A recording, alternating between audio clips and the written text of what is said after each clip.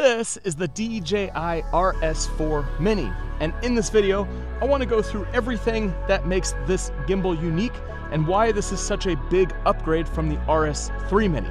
So if you're ready, let's get into it.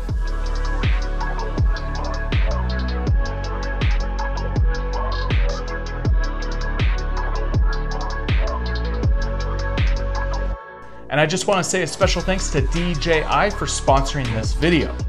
All right, so let me just give you a quick overview on the RS4 Mini. So you can see that it's got a new design. It's a gray silver design, and mine's fully set up with the bottom tripod and the back handle, but both of these are removable. So this actually does become much smaller if you don't need as big of a footprint. So this is it for the RS4 Mini. Big enough that you can hold it with one hand comfortably, and you've got access to all of your controls here to control the gimbal. And on top of that sits your 3 motors that keep the camera completely stable. It's a very simple gimbal. And if you're someone who's worked with the RS3 Mini, this one is slightly bigger. However, the reason for that is that this feels like an RS4 or an RS4 Pro.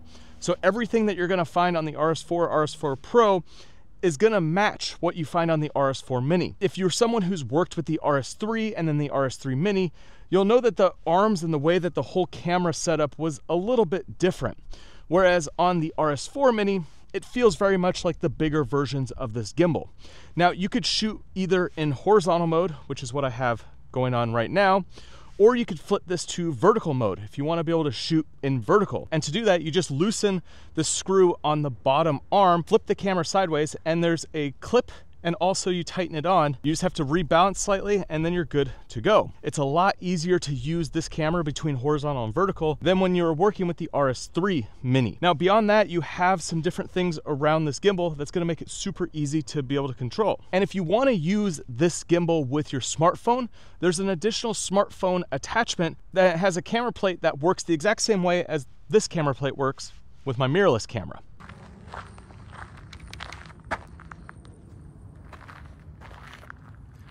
Now I'm tracking using the phone, the better cameras on the back of the phone, tracking with the little tracking module here, and doing a walk and talk just with my phone. Pretty cool way to be able to use this if you are someone who shoots mainly using a phone. Now, if you want to build this out and make it a little bit easier to hold, you can use the back extension arm, which has been upgraded. It's super lightweight, but it makes it very sturdy, so you can have a 2-handle design when you're operating. And then you also have the mini tripod. And I usually just keep this mini tripod on the bottom because it gives me a second place to put my other hand. So I could have one hand down low, one hand up high, and then I can move this gimbal in a bunch of different ways. So to operate this gimbal, it's fairly simple. You can run it like this, which is like a lollipop style, so it's just sitting upright. You could go at like a 90 degrees here, so it could be like flashlight mode. And I like to put both my hands like this to be able to operate forwards and backwards. You can go underslung mode, so you can flip it upside down. You know, take off this back handle when you're doing it underslung mode, which is easy just to pop this off. And then you can get it low to the ground for those super low shots. And the good thing is, with the way that this gimbal is set up, even in underslung mode, you're not gonna be hitting your camera and your lens. So I have an A9 III on here with my 16-25 f2.8, and it clears all the motors nicely. So I can use this with its full range of motion, and I never have to worry about getting into my shot or hitting the camera in any way. Now, if you are to put a bigger lens on here, it's gonna push the camera back. And even so, when I've put bigger lenses on this gimbal and I push it back, it still has enough room to clear that back motor. And that's because of the way that this is designed with the kink in the motors and where they've put the camera, that you just have a lot of clearance. So you can have a big range of lenses and cameras on this gimbal without any limitations. All right, let me show you just a quick sequence using this gimbal with the 16mm. These are all just shots that I've got with this setup.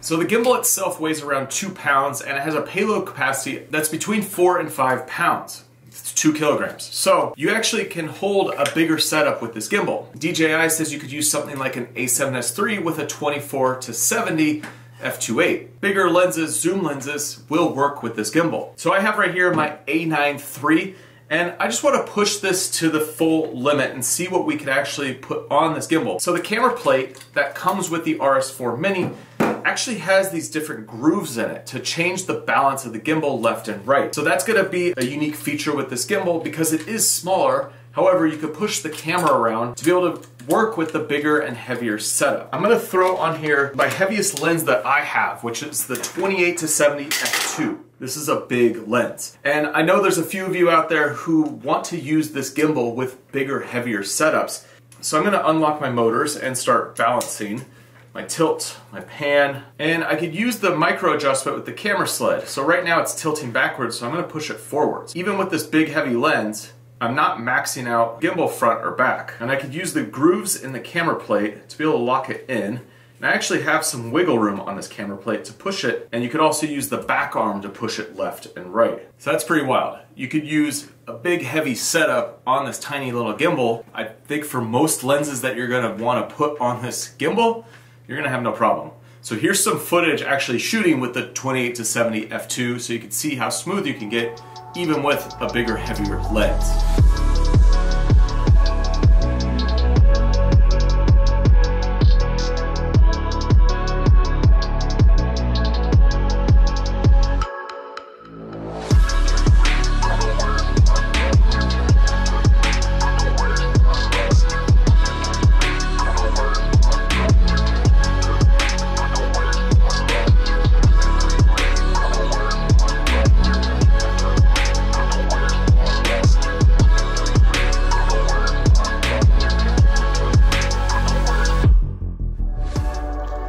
So the battery life on this gimbal is pretty awesome.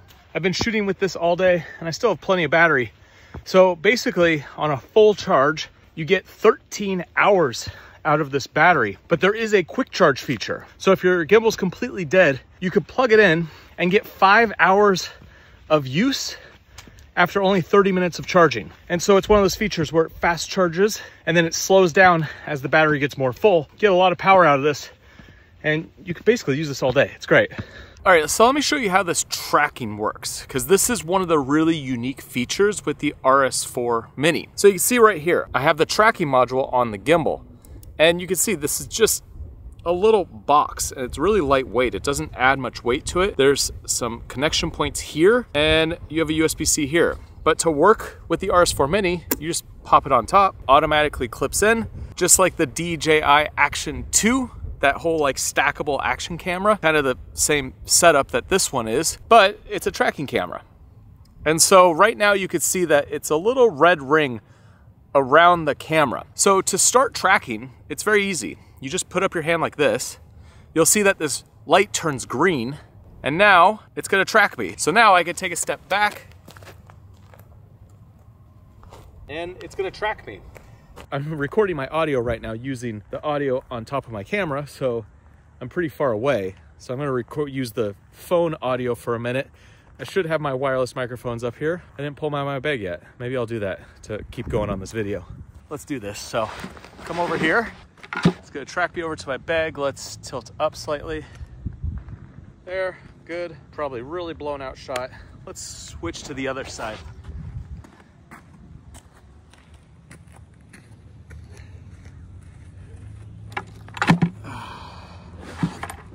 I'm gonna reach over, tilt down on the gimbal. So as you're tracking, you could use the joystick to make minor adjustments. Put on my little windscreen, start a backup recording. We'll just stick it on my hat and... All right, so now we're synced up. I'm gonna walk over here. It's gonna continue to track me. You see that everywhere I go, the camera is still following me. It's just sitting over there on the bench. Now it's tracking using this little camera. So you just have to make sure that you have the lens setup that you want for the shot that you're trying to get. And then this will make sure that it's always keeping you centered or keeping you in the position that you want to be in. Now let me show you what I mean by that. All right, so let's go into our active track menu. So we're gonna swipe left and it's gonna pull up your active track settings. And so there's this composition, you can click this and it's either keep current framing or center your tracking subject. So let's center it. Now, if I'm off to one side and I put my hand up, it's gonna move over and find me and keep me centered the entire time. And we'll stop the tracking. And then if I say keep current framing, so if I push myself off to the side here, so say I want myself in like the thirds of the camera there, and we start tracking, now it's using the current framing. So you could actually adjust yourself by playing around with how you want the camera to be framed, and then it will continue to track with you in that part of the frame versus keeping you dead center. Now, if we go back to our menu here, let's go back. So like everything on this gimbal, you could go slow, medium, fast, and I've been just using it in medium. It works pretty well. Your ring light is the activator. So right now it's green, it's still tracking me. So you could turn this on or off, and then you have your gesture settings. So right now mine is set up to start and stop tracking by doing the hand. And then with Bluetooth setup, you're gonna do the peace sign, and it's gonna start and stop recording.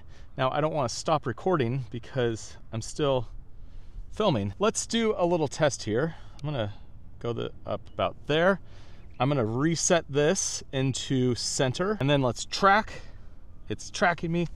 And now let's walk a distance away. Now I'm tracking at a distance. So you don't have to be right next to the gimbal to be able to use this tracking feature. You could actually move a distance away. So I could have the camera over there and do whatever I need to do over here. Do something over here, filming, making my video. I don't know what I'm doing. Just hanging out on a mountaintop. Gonna go for a little hike, and the gimbal's gonna continue to track me. So far, as I've been using the tracking, it's been staying locked onto me. Like, the technology works super well in that I can move around, I can get a distance away, and I'm continually tracking myself with this little tiny camera. So I think it's a cool feature that just makes tracking really easy with this gimbal. The fact that you just throw up your hand, you have this little module, and that's it, makes it so much more usable than if you were to have to like pair an app and use an app to track. I really enjoy this whole feature about this gimbal. It just works. And that's the best thing when it comes to a feature like this. You want it to just work and be easy to use. All right, so who is this gimbal for? I'm actually shooting this now in vlog style with it tracking me so I can move around. I think if you're a creator who wants a smaller gimbal setup, then the RS4 Mini is going to be perfect for you because it can handle most cameras and lens setups that you're going to throw at it. Even though it is tiny and it has a smaller footprint and everything else, it can still handle a mirrorless camera with a bigger lens, which is wild. And so if you're someone who's traveling, you're in a backpack like I am most of the time, then this makes a lot of sense. 13-hour battery life is huge, and the fast charging is huge. And for me, that's awesome because I can plug it into my Jeep in between when I'm out filming, and I could always have a charge. Now, if you're someone who wants removable batteries, or you're gonna be adding more on this besides just a camera, a lens, and maybe a microphone on top, well then you'll wanna get the RS4 or the RS4 Pro. Both of those are awesome gimbals. And for my client work, I use an RS4 Pro all the time because of the ability to add so much more weight on it.